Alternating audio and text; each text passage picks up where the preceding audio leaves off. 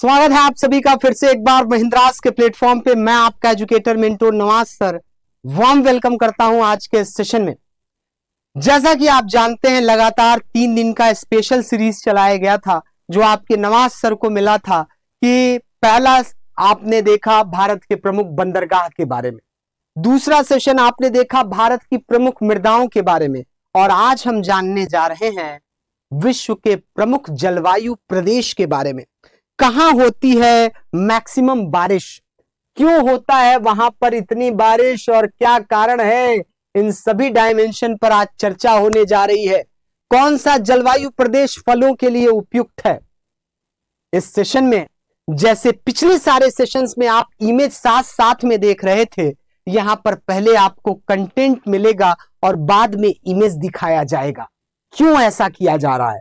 क्योंकि ये world climatic reason की बात हो रही है, और वर्ल्ड क्लाइमेटिक रीजन में अगर इमेज को छोटा कर देंगे तो स्पष्टीकरण नहीं आएगा। इसलिए मैं पूरे सेशन के बाद आपको फुल इमेज के साथ एक एक रीजन बताऊंगा कि कहां पर मानसूनी वन पाया जाता है, कहां पर क्या पाया जाता है।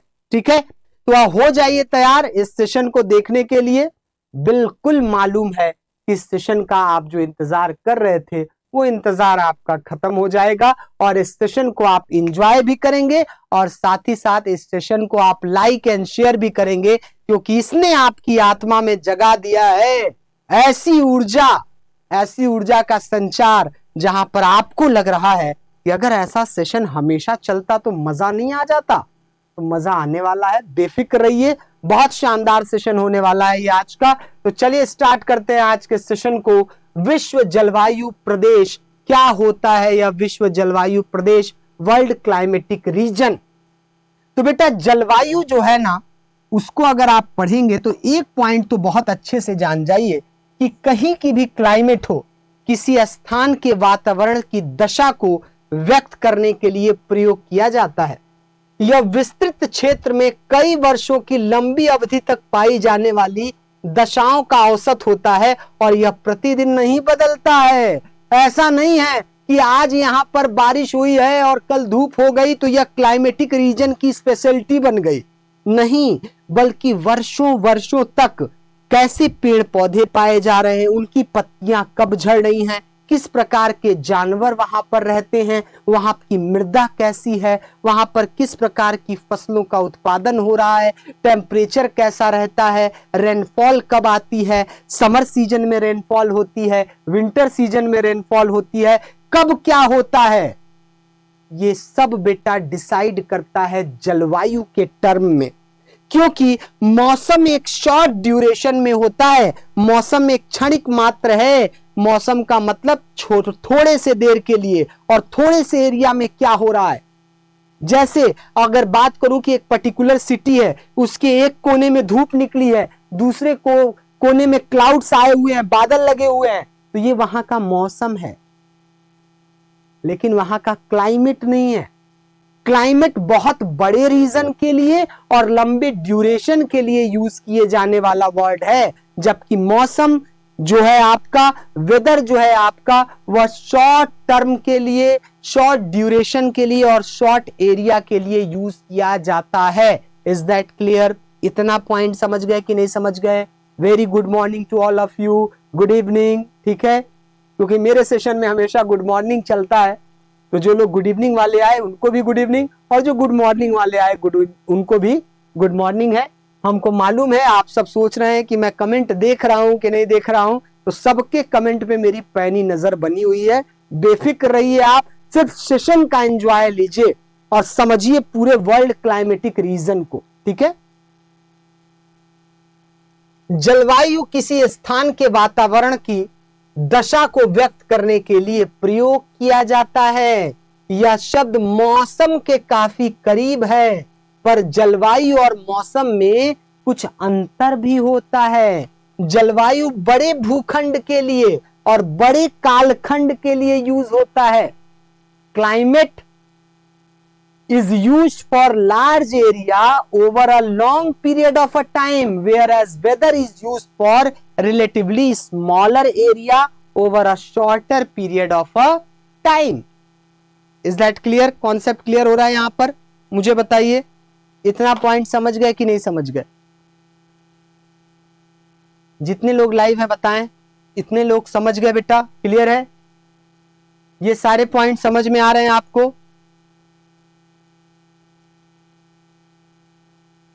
ठीक है, समझ गए ना कि जलवायु और मौसम में क्या अंतर है? जलवायु बड़ी टर्मिनोलॉजी है, बड़े एरिया के लिए है, लॉन्ग ड्यूरेशन के लिए है, जबकि आपका जो है मौसम शॉर्ट ड्यूरेशन के लिए यूज होता है। Is that clear? ठीक है बेटा, समझ गए ना? चलिए, विश्व के प्रमुख जलवायु क्षेत्र, अब यहां पर हम देखने जा रहे हैं विश्व के प्रमुख जलवायु क्षेत्रों के बारे में। जलवायु बेटा विस्तृत क्षेत्र में कई वर्षों की लंबी अवधि तक पाई जाने वाली दशाओं का एवरेज होता है।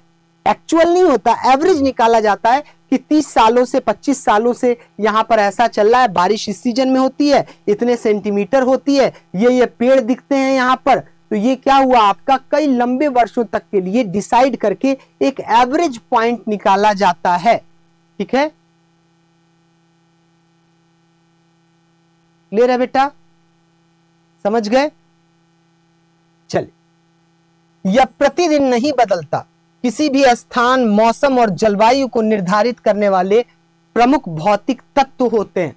यानी क्लाइमेटिक रीजन को पढ़ने से पहले उस क्लाइमेटिक रीजन पर किन किन चीजों का इंपैक्ट पड़ता है, आखिर वहीं पर वह क्लाइमेट कंडीशन क्यों है, इसको जानने के लिए आपको समझना होगा अक्षांश रेखाएं, समुद्र तल से ऊंचाई और समुद्र से दूरी। कहिए तो इसको मैं समझा दूं और अच्छे से आपको को बेटा समझा दिया जाए। चलिए हम समझाते हैं आपको, ठीक है?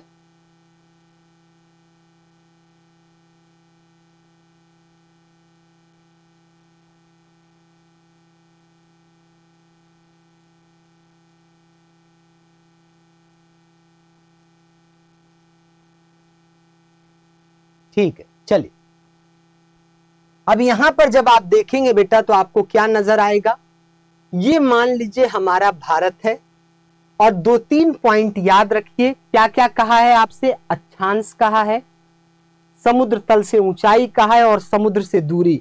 अब देखिएगा, जैसे भारत का ही एग्जाम्पल लें तो दुनिया का एग्जाम्पल समझ जाएंगे आप। हम भारत के एग्जाम्पल से आपका कॉन्सेप्ट क्लियर करेंगे, क्योंकि ये सेशन आपके ब्रेन को ट्रेन करने वाला सेशन है। ठीक है, मैंने हमेशा कहा है कि train your brain with Nawaz sir.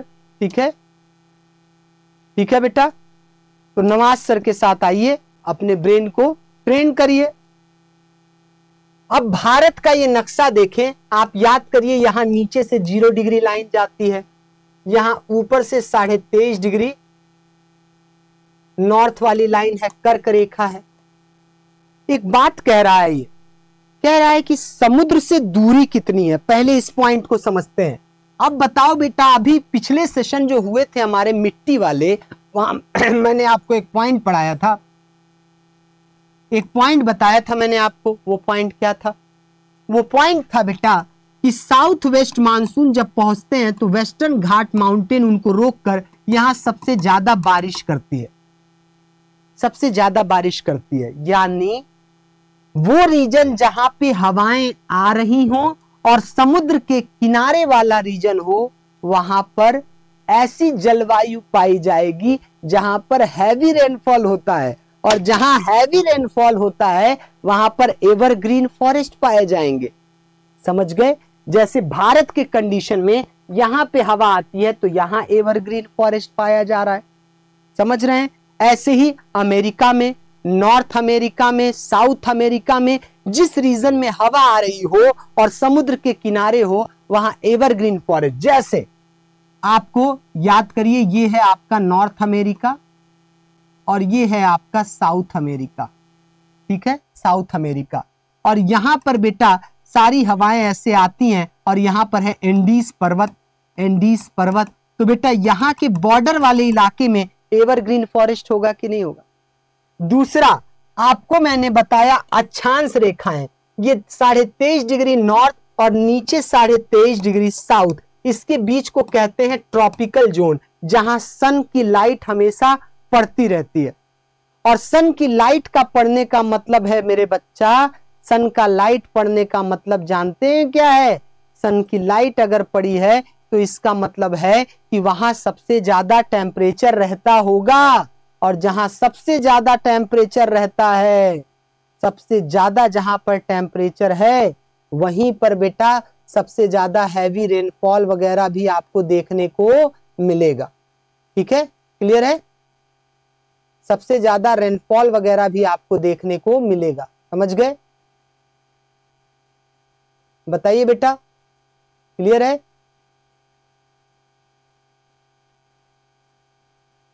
इतना तक समझ गए सारे लोग?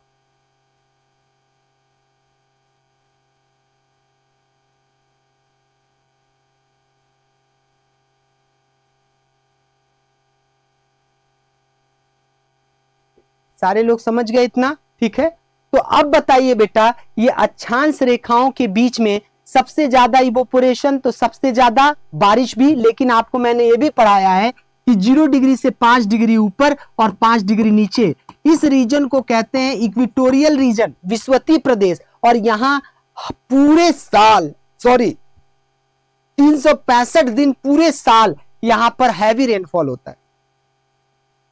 हर दोपहर के बाद हैवी रेनफॉल देखने को मिलता है।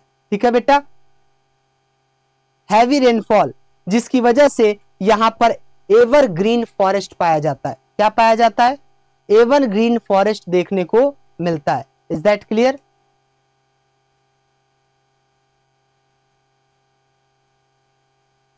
समझ गए बेटा?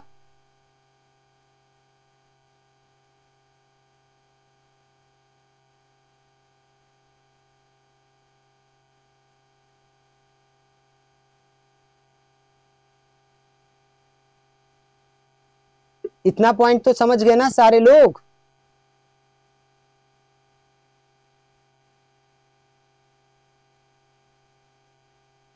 इतना पॉइंट तो समझ गए? ठीक है, चल इसके बाद बेटा, यही रीजन जो है, आप बताइए एवरग्रीन फॉरेस्ट पाया जाता है, तो जरा देखिए वर्ल्ड लेवल पे, ये है आपका 23.5 डिग्री नॉर्थ, ये है 23.5 डिग्री साउथ, और ये है बीच में आपका 0 डिग्री। और यहीं पर बेटा आपका ये साउथ अमेरिकन कॉन्टिनेंट पाया जाता है, जहां पर आपको अमेजन बेसिन देखने को मिलता है। यहीं पर बेटा अफ्रीका है, जहां पर आपको कांगो बेसिन देखने को मिलता है, कांगो बेसिन। यहीं पर बेटा आपका ये 0 डिग्री पर इंडोनेशिया वगैरह है, जहां पे एवरग्रीन फॉरेस्ट देखने को मिलता है। समझ में आया कॉन्सेप्ट? क्लियर? तो अक्षांशों का इंपैक्ट पड़ा कि नहीं पड़ा? पड़ा ना? अब बताइए, जो 0 डिग्री के पास हैं, ये तो हो गए आपके एवरग्रीन फॉरेस्ट वाले, लेकिन जस्ट उसके अगल बगल 0 डिग्री से 5 डिग्री नॉर्थ एंड साउथ के ऊपर वाले, यानी बेटा यहाँ 6 डिग्री से 23.5 डिग्री नॉर्थ और यहाँ 6 डिग्री से 23.5 डिग्री साउथ के बीच के, यहाँ टेम्परेचर हाई होता है। कोस्टल रीजन के जो साइड वाले इलाके होंगे वहां हैवी रेनफॉल होगा और बीच वालों में कम बारिश होगी। तो यहां पर एवरग्रीन फॉरेस्ट मिलेंगे, लेकिन बीच में बेटा थोड़े से आपको फैले हुए डिसिडुअस फॉरेस्ट दिखाई देंगे, जिसको पर्णपाती वन कहते हैं। बड़े बड़े घास दिखाई देंगे, जैसे अफ्रीका में यहां पर पूरा क्या पाया जाता है? सवाना ग्रासलैंड पाया जाता है, सवाना ग्रासलैंड। तो वो रीजन जो किसी पर्टिकुलर बेल्ट में आते हो, वो वही दिखाई देंगे हर जगह पे, उसी अक्षांश के बॉर्डर पर। जैसे मैं आपको एक इमेज दिखा रहा हूं, एक इमेज दिखा रहा हूं, लास्ट वाला, लास्ट में चलते हैं सबसे, जरा देखिए ये वाला।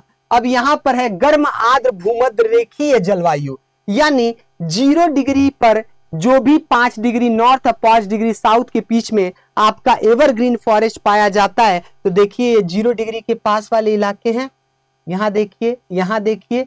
तो यहां पर जब आप रीजन देखेंगे बेटा, तो आपको क्या दिखाई दे रहा है? ये इसी अक्षांश रेखा के पास अवस्थित है।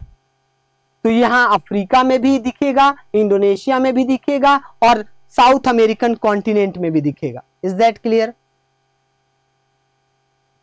सबको समझ में आया?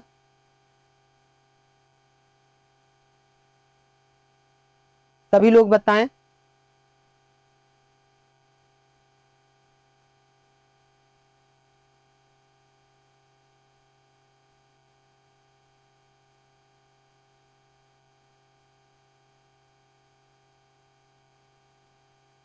ठीक है बेटा, क्लियर है।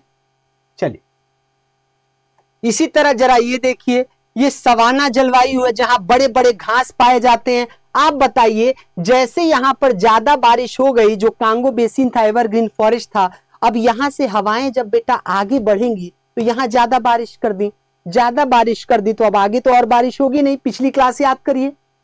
तो इसके बाद बेटा यहाँ पे कम बारिश होगी तो यहाँ बड़े बड़े घास पाए जाएंगे। तो ऐसे ही घास यहाँ पर बेटा अलग अलग ट्रॉपिकल रीजन के घास पाए जाते हैं, जिसमें साउथ अमेरिका में घास को कहा जाता है कंपोज, वेनेजुएला में कहा जाता है लानोस, कानो कहा जाता है और सवाना कहा जाता है यहाँ पर अफ्रीका में, और यहाँ पर बेटा आपके ऑस्ट्रेलिया में ग्रासलैंड पाए जाते हैं। समझ रहे हैं? तो उसी अक्षांश के बॉर्डर में वो सब दिखाई देंगे। एक और एग्जांपल ले लो, उष्णकटिबंधीय मानसूनी जलवायु। अब इसी ट्रॉपिकल रीजन जो है आपका, उसी में यहां पर देखिए ये दिखाई दिया, यहां पर ये दिखाई दिया, यहां पर ये दिखाई दिया, यहां पर मानसूनी जलवायु पाया जाता है, जो भारत में, चाइना में, यहां ऊपर आपके नॉर्थ ऑस्ट्रेलिया वगैरह में दिखाई देता है। ठीक है, इज दैट क्लियर? समझ गए बेटा?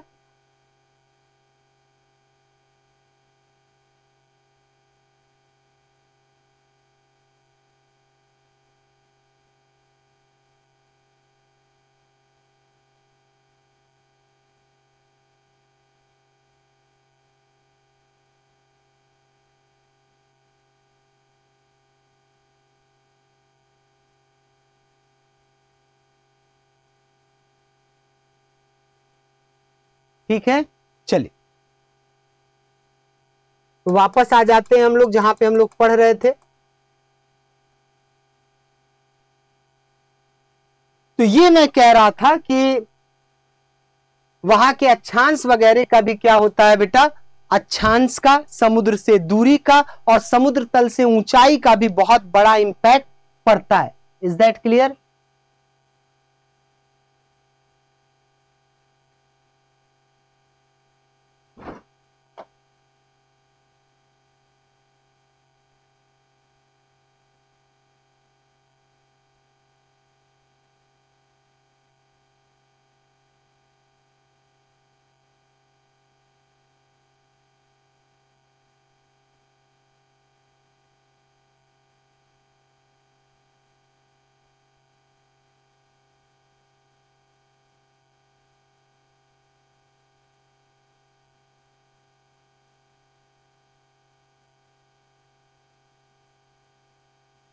ठीक है बेटा, इतना पॉइंट समझ गए आप लोग?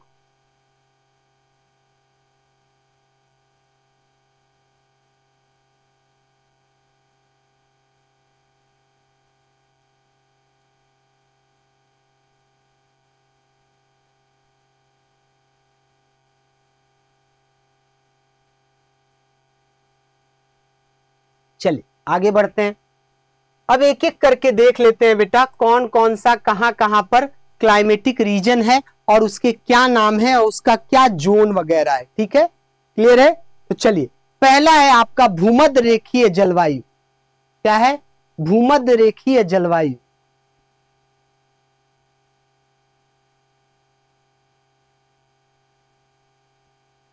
भूमध्य रेखीय जलवायु, इज दैट क्लियर? जो आपके 10 डिग्री नॉर्थ से लेकर के 10 डिग्री दक्षिण के बीच में पाया जाता है। अब यहां 100 मत समझिएगा, समझिए ये ऊपर डिग्री लगा हुआ है। ठीक है, क्योंकि डिग्री ले नहीं रहा था उसमें।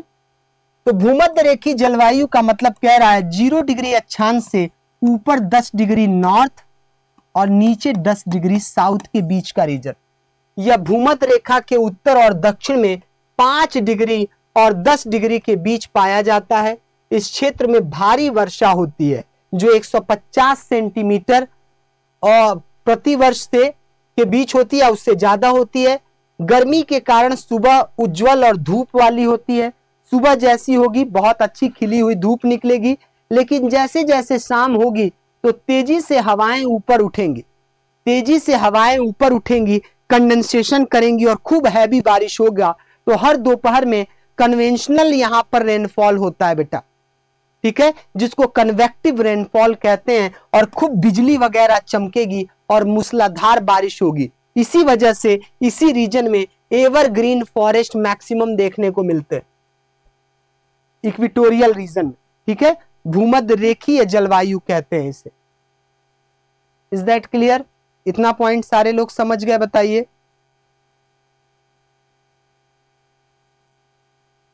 इतना पॉइंट सारे लोग समझ गए? क्लियर है?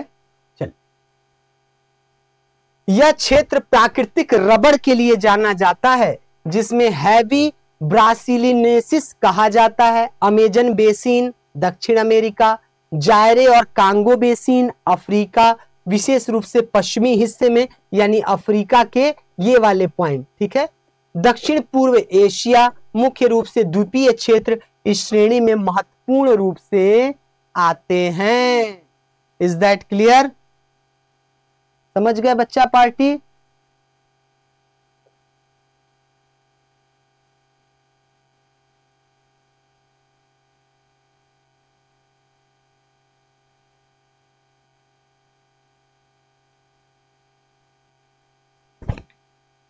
चलिए, अगला है बेटा सवाना और सूडान जलवायु, यानी 10 डिग्री नॉर्थ एंड साउथ दोनों में, 10 डिग्री नॉर्थ और 20 डिग्री नॉर्थ साउथ दोनों में। क्या कहने का मतलब है इसका कि कहां पर सवाना क्लाइमेट पाया जाता है?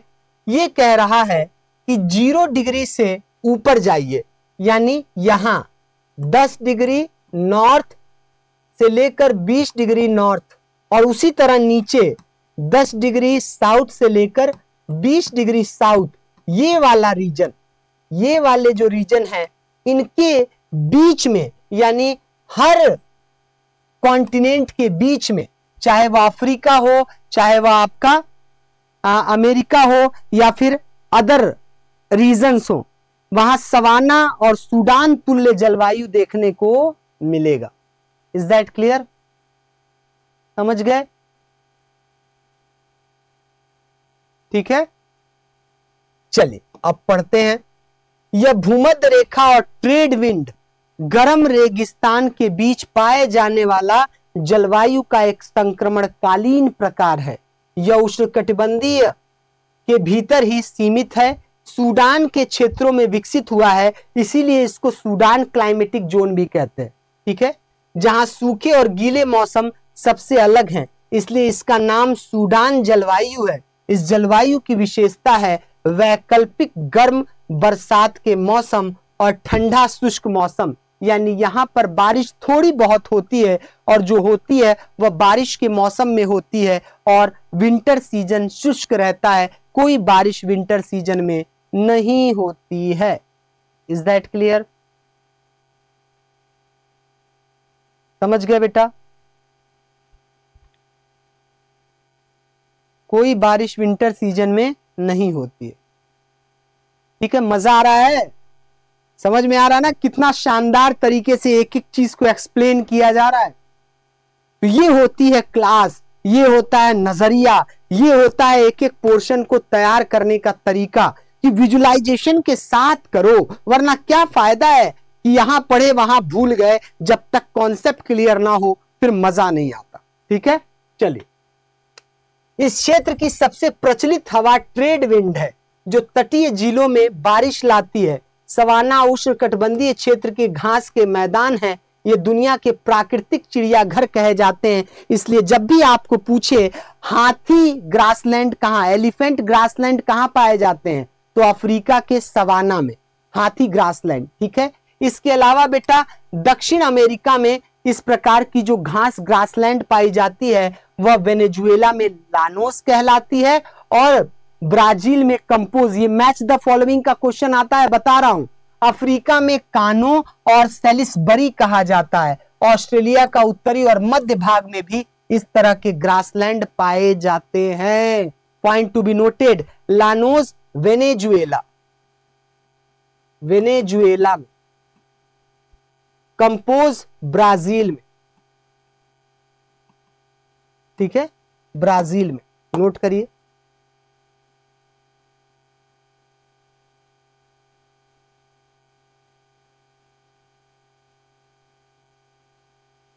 हो गया बेटा, नोट कर लिया। चलिए गर्म रेगिस्तान और मध्य अक्षांश रेगिस्तानी जलवायु ये पाया जाता है बेटा अब ऊपर 20 डिग्री से ऊपर 30 डिग्री इनके बीच का region, 20 degree north and south, उत्तर और दक्षिण दोनों में, यानी नीचे भी 20 डिग्री साउथ अक्षांश से लेकर 30 डिग्री साउथ अक्षांश के बीच के रीजन को कहते हैं गर्म रेगिस्तान और मध्य अक्षांशीय रेगिस्तानी जलवायु, जिसको hot desert and mid latitude desert climate कहा जाता है। ये 200-300 मत समझिएगा, ये डिग्री समझिएगा। ठीक है बेटा, क्लियर है? चलिए पढ़ लेते हैं।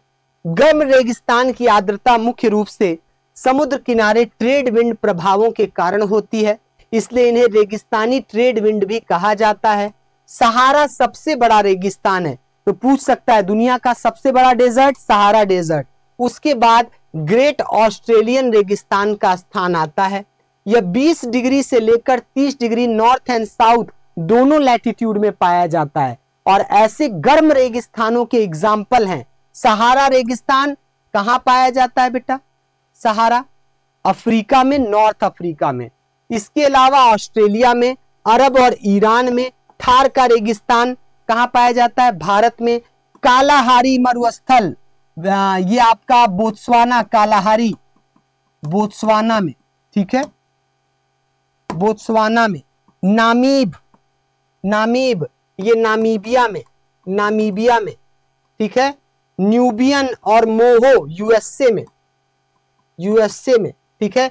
अटाकामा डेजर्ट ये अर्जेंटीना और चिली में, अर्जेंटीना और चिली,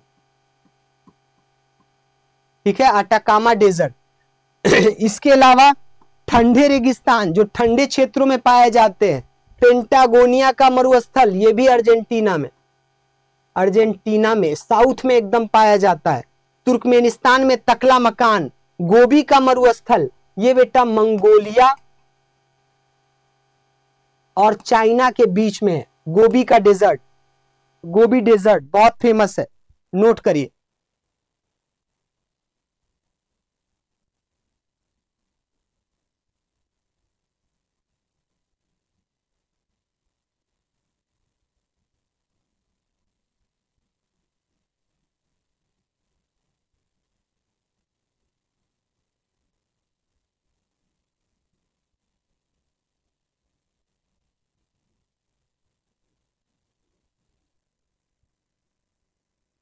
ठीक है, चलिए अगला है बेटा गर्म तापमान वाला पश्चिमी मार्जिन या भूमध्य जलवायु। कहने का मतलब है यह आपका गर्म तापमान वाला है, भूमध्य सागर के आसपास पाया जाता है। मेडिटेरेनियन सी याद है? याद करिए, ये था आपका अफ्रीका, ऊपर था आपका ये यूरोप, यहां पर अरब, और ये हमारा ऐसे भारत का नक्शा है।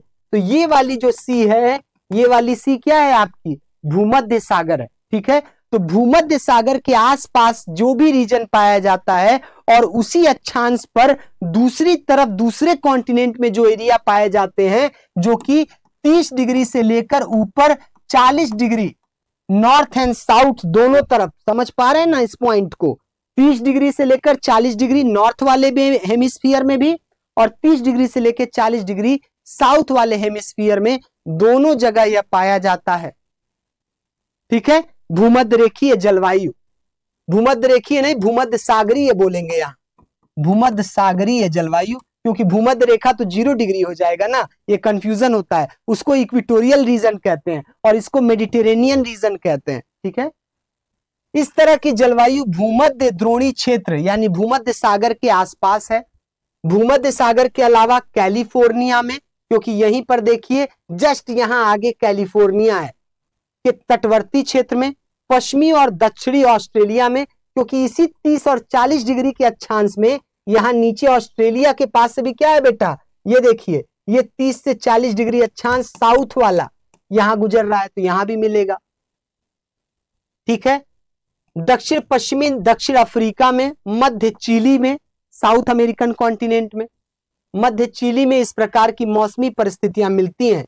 इसकी सबसे ज्यादा विशेषता यही है जो थंबनेल पे आपने देखा था कि कहां होती है सबसे ज्यादा बारिश और कौन सा क्लाइमेट फलों के लिए, खट्टे फल, साइट्रस फूड के लिए फेमस है। ठीक है, जहां पर खट्टे फल उगते हैं, संतरा, अंगूर, और वहां से बेटा उनको सड़ा करके जो वाइन वगैरह बनाया जाता है। इसीलिए यूरोप में वाइन पीने का कल्चर है, क्योंकि सबसे ज्यादा वाइन्स वगैरह का प्रोडक्शन और खट्टे फलों का प्रोडक्शन इसी क्लाइमेटिक जोन में होता है। क्योंकि यहां पर एक और फेमस चीज होती है, यहां पर बारिश इक्वेटोरियल क्लाइमेटिक रीजन में, सॉरी मेडिटेरेनियन क्लाइमेटिक रीजन में, भूमध्य सागरीय जलवायु यानी 30 डिग्री और 40 डिग्री नॉर्थ साउथ के रीजन में बेटा जो बारिश होती है वह समर सीजन में नहीं होती, रेनी सीजन में नहीं होती, बल्कि विंटर सीजन में होती है। शीतकाल में यहां वर्षा होती है। ठीक है, इसके भी कई कारण है, वो अलग जलवायु वाले क्लास में आपको बता देंगे। ठीक है, ठंडा और वर्षा वाली शीत ऋतु, देखिए वर्षा वाली शीत ऋतु होती है, ठंडी भी होगी और बारिश भी होगी विंटर सीजन में।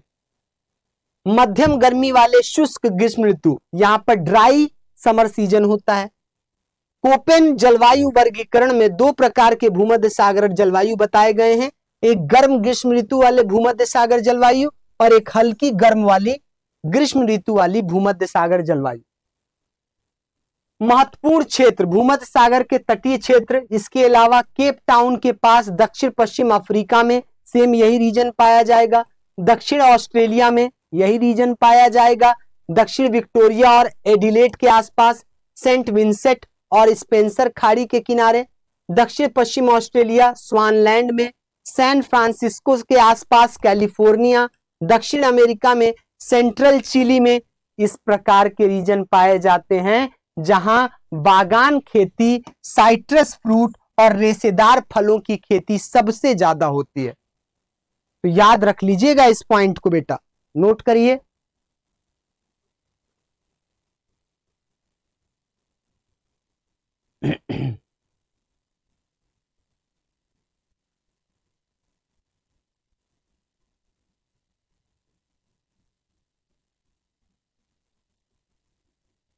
हो गया बेटा, सबका नोट हो गया?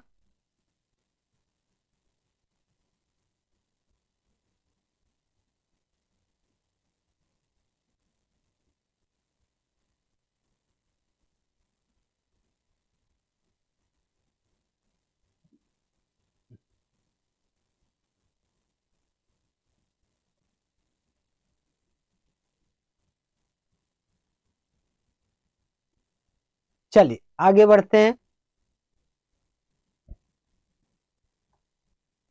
अगला है समशीतोष्ण घास के मैदान, यानी स्टेपी क्लाइमेट बोलते हैं इसको। याद करिए, कहा जाता है कि जो आर्य आए थे भारत में वह मिडिल ईस्ट के स्टेपी रीजन से आए थे, मैक्स मूलर ने कहा था, याद है? तो बेटा स्टेपी जलवायु क्या है? ये 40 डिग्री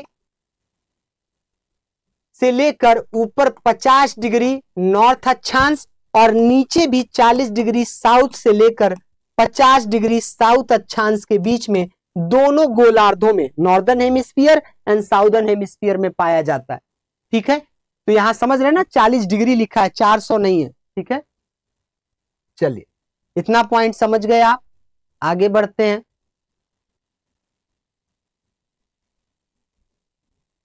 यूरेशिया के समशीतोष्ण क्षेत्र में विशाल घास के मैदान को कहा जाता है स्टेपी। यानी आपसे पूछे स्टेपी ग्रासलैंड कहां पाया जाता है, तो यूरेशिया में, यूरोप और एशिया में फैला हुआ है। यहां पर वनस्पति जीवन छोटे छोटे मुलायम घास होते हैं, घास फूस और छोटी झाड़ों के रूप में अधिक और पेड़ों के रूप में कम देखने को मिलता है, यानी पूरा ग्रासलैंड होता है। इसीलिए गोल्फ वगैरह जो खेला जाता है मेनली यूरोप में खेला जाता है, क्योंकि यहां ग्रासलैंड अच्छे होते हैं। ठीक है, यह पूर्वी यूरोप में यूक्रेन से लेकर मध्य एशिया तक फैला हुआ है, यह पूरा स्टेपी क्लाइमेट।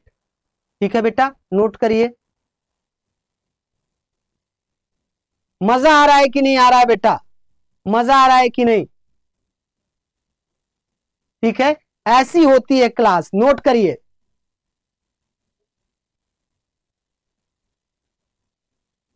सारे लोग नोट करिए। हो गया बेटा?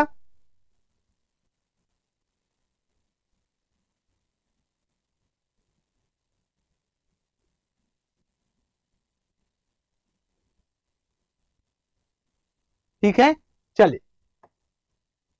भारत और यूरेशिया के अन्य देशों के इतिहास पर स्टेपी क्षेत्र का गहरा प्रभाव है, अभी मैंने बताया। ठीक है, ऐसे घास के मैदान दुनिया के अन्य हिस्सों में भी पाए जाते हैं, इन्हें यूरेशिया में स्टेपी कहा जाता है। नोट करिएगा, यूरेशिया में स्टेपी, नॉर्थ अमेरिका में इसी को प्रेयरी घास कहते हैं। मैच द फॉलोइंग आ जाएगा। दक्षिण अमेरिका में, अर्जेंटीना में इसे पंपास कहते हैं, पंपास। और दक्षिण अफ्रीका में वेल्ड घास के मैदान कहते हैं। नोट करिए, दक्षिण अफ्रीका में वेल्ड घास के मैदान कहे जाते हैं। नोट करिए बेटा।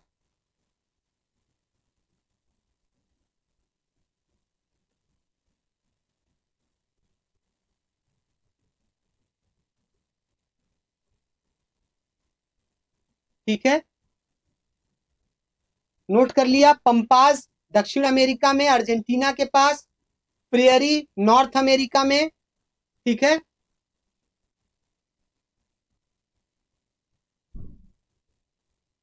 इसके अलावा दक्षिण अफ्रीका में वेल्ड कहा जाता है। क्या कहा जाता है? वेल्ड।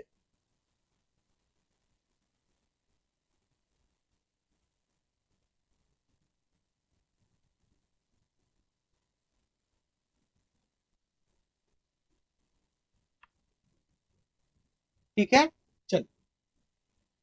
इसके अलावा बेटा समशीतोष्ण महाद्वीपीय या टैगा या साइबेरियन जलवायु, इसको टैगा बोलते हैं, टैगा, टैगा क्षेत्र। अब 50, जैसे हम जानते हैं हमारी जो अक्षांश है वो 0 डिग्री से लेकर 90 डिग्री नॉर्थ और नीचे 90 डिग्री साउथ तक है।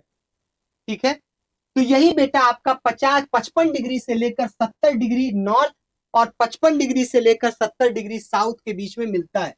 इस तरह की जलवायु की विशेषता यह है कि यहाँ गर्मी और सर्दी के मौसम में तापमान में ज्यादा अंतर नहीं होता, क्योंकि ये अपर अक्षांश वाला है। और हम सब जानते हैं सूरज की रोशनी जो है हायर लैटिट्यूड में थोड़ी तिरछी पड़ती है, जिसकी वजह से टेम्परेचर कम ही रहता है।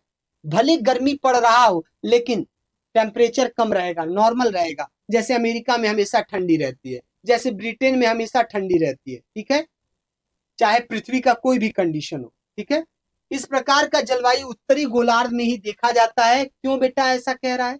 क्योंकि नॉर्दर्न हेमिस्फीयर में ज्यादा कॉन्टिनेंट है। अब 55 से लेकर 70 डिग्री नीचे जाइएगा तो पूरा इंडियन ओशन खाली है, कोई भी लैंड वगैरह नहीं है ना, कॉन्टिनेंट नहीं है। तो नीचे वाले रीजन में ज्यादा आपके ओशन है। इस वजह से ज्यादातर साइबेरियन क्लाइमेट या टैगा क्लाइमेट बेटा आपको नॉर्थ में ही दिखाई देता है। Is that clear? ज्यादातर कहां दिखाई देता है? नॉर्थ में दिखाई देता है। जैसे कनाडा में अलास्का, लेब्राडोर, उच्च रॉकी के पहाड़ियों में, साइबेरिया में मॉस्को वगैरह, आसपास के बेल्ट और मध्य यूरोप में देखने को मिलता है। यह आपका टैगा जलवायु क्षेत्र। नोट करिए।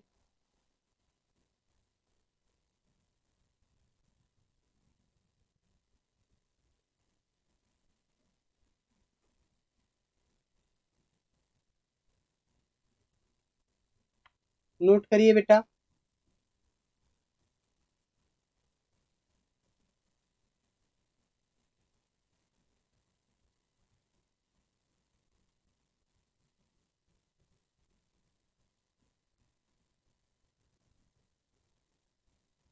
हो गया? सबने स्क्रीनशॉट ले लिया?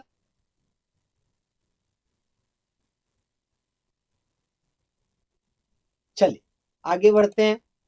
जब सबने स्क्रीनशॉट ले ही लिया है तो अब आगे बढ़ जाया जाए। ठीक है, आगे बढ़ जाते हैं।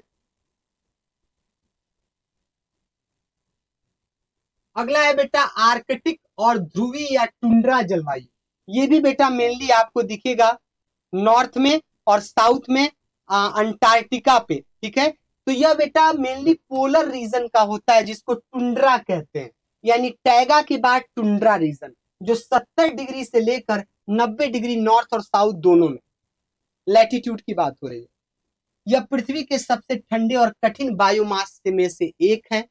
इस जलवायु क्षेत्र की पारिस्थितिक तंत्र आर्कटिक में और पहाड़ों के शीर्ष पर पाए जाते हैं। एक तो बेटा पोलर रीजन में मिलेगा, यानी 90 डिग्री तक मिलेगा, 70 डिग्री से लेकर 90 डिग्री नॉर्थ वाले पोल पर, और यहाँ 70 डिग्री से लेकर 90 डिग्री साउथ पोल पर।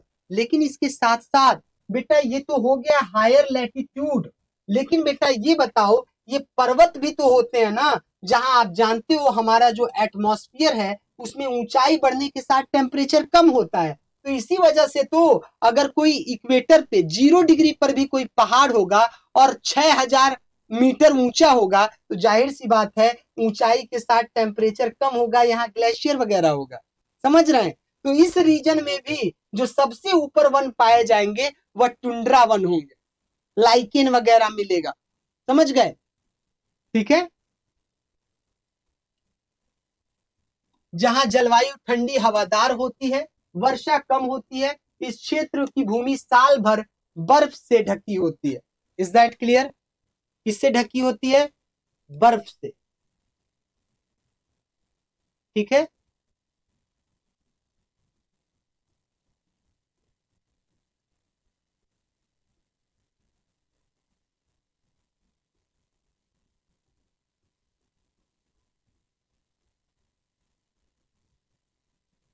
नोट करिए।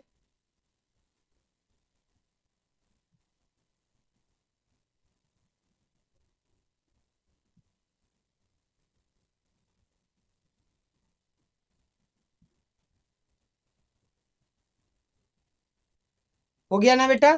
चलिए आगे बढ़ते हैं। अगला है बेटा उष्णकटिबंधीय मानसूनी और समुद्री जलवायु। यही वो जलवायु है जो भारत में पाई जाती है। ये भारत की जलवायु है बेटा। ठीक है। जिसको अगर आपको पूछे भारत में किस प्रकार का क्लाइमेट पाया जाता है तो ट्रॉपिकल मानसूनी क्लाइमेट पाया जाता है। इसे नमी वाले उष्णकटिबंधीय जलवायु या ट्रेड विंड वाले लिटरोलर जलवायु के नाम से भी जाना जाता है। यह एक उष्णकटिबंधीय जलवायु है जो मुख्य रूप से महासागर से प्रभावित होता है, जिस पर ओशन का इंपैक्ट पड़ता है। जैसे साउथ वेस्ट मानसून आते हैं, फिर बेटा विंटर सीजन में नॉर्थ ईस्ट मानसून आता है। ठीक है, याद होगा आप लोगों को पढ़ाया था मैंने। यह आमतौर पर द्वीपों और तटीय क्षेत्रों द्वारा 10 डिग्री से लेकर 20 डिग्री उत्तर और भूमध्य रेखा के दक्षिण में अनुभव किया जाता है। उत्तर और दक्षिण दोनों में अनुभव किया जाता है। Is that clear?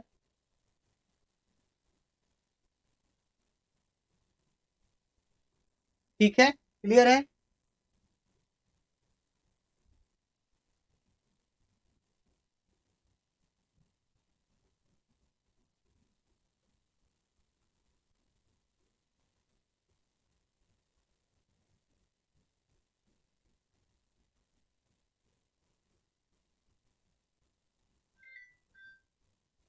ठीक है बेटा, क्लियर है इतना पॉइंट? समझ गए सारे लोग? चलिए, तो इसमें हम लोगों ने उष्णकटिबंधीय जलवायु के बारे में, ट्रॉपिकल रीजन के बारे में समझ लिया।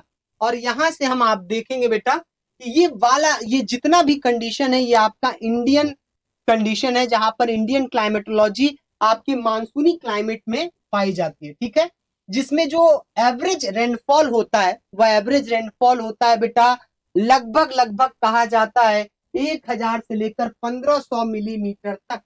ठीक है, यानी 39 से लेकर से 59 इंच तक तापमान, 20 डिग्री से लेकर के 35 डिग्री सेल्सियस तक तापमान रहता है यहाँ का। ठीक है, 68 डिग्री से लेकर 95 डिग्री फ़ारेनहाइट तक टेम्परेचर। ट्रेड विंड साल भर चलती है। आप कह रहे होंगे बार बार सर ये ट्रेड विंड आ रहा है, वो क्या है? तो बेटा पुराने जमाने में जब लोग समुद्र की यात्रा करते थे तो क्या होता था कि 23.5 डिग्री नॉर्थ और 23.5 डिग्री साउथ के बीच हवाएं यूं यूं चलती थी। यानी जब उनको ईस्ट है ये और ये वेस्ट है, उनको वेस्ट से इधर जाना पड़ता था तो बड़ी मुश्किल होती थी। लेकिन जब वो ईस्ट से वेस्ट की तरफ आते थे तो पीछे से उनकी नाव को हवा बैक मारती थी तो जल्दी से वो पहुंच जाते थे। तो इसमें उनको व्यापार करने में आसानी होती थी, तो इसको व्यापार विंड कहा गया, ट्रेड विंड कहा गया। अब समझ में आया? चल, इस तरह की जलवायु कैरेबियन में, ब्राजील में, मेडागास्कर में, क्वींसलैंड के पूर्वी तट ऑस्ट्रेलिया में, उष्णकटिबंधीय द्वीपों में देखने को मिलता है मानसूनी क्लाइमेट। अब यहां पर जरा आप अच्छे से गौर से देखिए और समझिए, ठीक है बेटा, जरा देखिए तो यहां पर सारे क्लाइमेट आपको देखने को मिल रहे हैं, सारे रीजन देखने को मिल रहे हैं एक साथ। ध्यान से देखिए कहां कहां कौन कौन सा है, ध्यान से देखिए।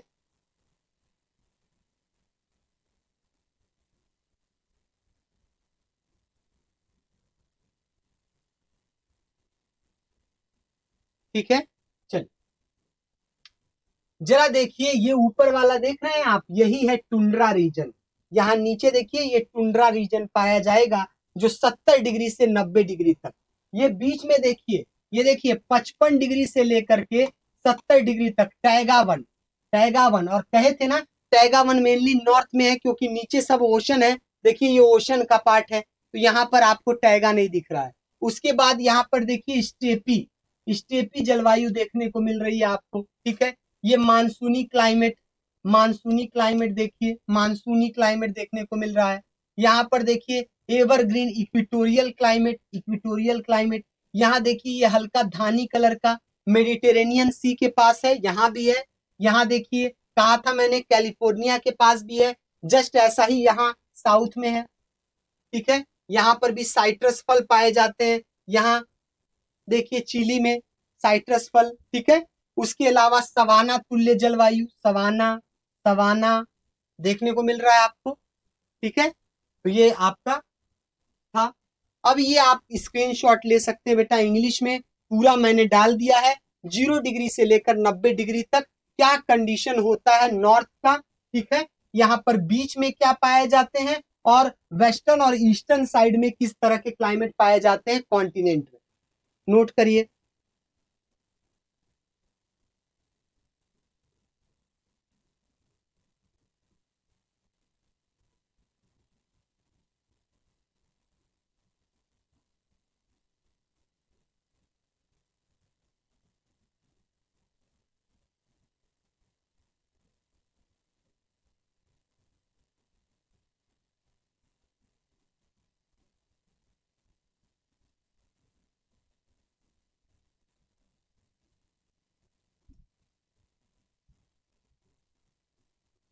हो गया बेटा,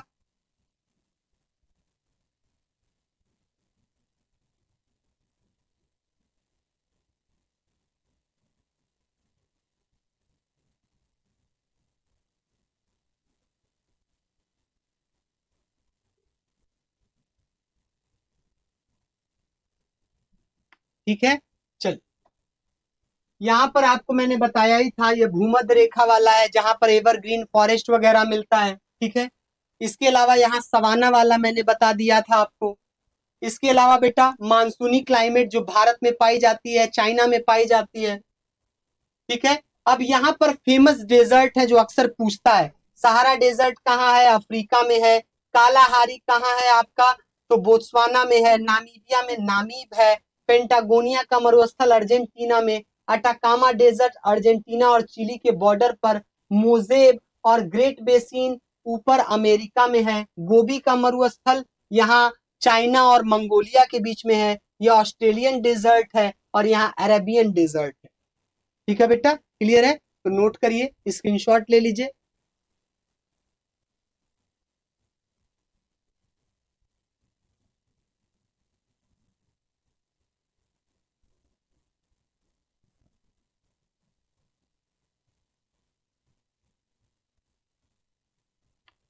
ठीक है, चलिए इसके अलावा बेटा यहाँ पर देखिए मेडिटेरेनियन क्लाइमेट, मेडिटेरेनियन क्लाइमेट, ये मेडिटेरेनियन सी के चारों तरफ, साउथ अमेरिका के किनारे, और यहाँ पर देखने को मिलेगा आपको कैलिफोर्निया के पास, सैन फ्रांसिस्को के पास, और यहाँ पर आपके चिली बॉर्डर पे, ठीक है, क्लियर है। अब यहाँ पर देख लीजिए बेटा अलग अलग Natal type climate, China type climate देख रहे हैं आप, गल्फ टाइप क्लाइमेट, ये अलग अलग टाइप के क्लाइमेट हैं। ब्रिटिश प्रकार की जलवायु, ये देखिए ब्रिटिश तुल्य जलवायु कहते हैं, यानी जैसा ब्रिटिश में जलवायु पाई जाती है तो इसी बेल्ट में देखिए यहाँ पाया जा रहा है, इधर पाया जा रहा है, और जस्ट इसके नीचे यहाँ पर देखिए, यहाँ पर देखिए इसी साउथ एंड नॉर्थ दोनों लैटिट्यूड में सेम, इज दैट क्लियर? इतना पॉइंट समझ गए? टैगा जलवायु, जस्ट टुंड्रा के नीचे टैगा जलवायु, इज दैट क्लियर बेटा? ठीक है, ये टुंड्रा हो गया, सबसे ऊपर टुंड्रा पाया जाता है, और आर्कटिक रीजन में टुंड्रा, जहां पर आपके पोलर बियर वगैरह पाए जाते हैं, ध्रुवीय भालू पाई जाती है, और पूरा बर्फ से फैले हुए रहते हैं। ठीक है, तो ये था बेटा आज का आपका सेशन, जिसमें हम लोगों ने पूरा क्लाइमेटिक रीजन पढ़ा, उससे रिलेटेड इंपॉर्टेंट पॉइंट, कहाँ अवस्थित हैं, क्या कंडीशन है, इन सब पर डिटेल इंफॉर्मेशन ली। उम्मीद है ये सेशन आपको बहुत मजेदार लगा होगा और आपने इस सेशन को एंजॉय किया होगा। मिलते हैं बेटा अगले किसी सेशन में, तब तक के लिए इजाजत दीजिए अपने नवाज सर को, और मेन कमेंट बॉक्स में बताना मत भूलिएगा कि आपको कैसा लगा। ठीक है, चलिए इजाजत दीजिए, जय हिंद।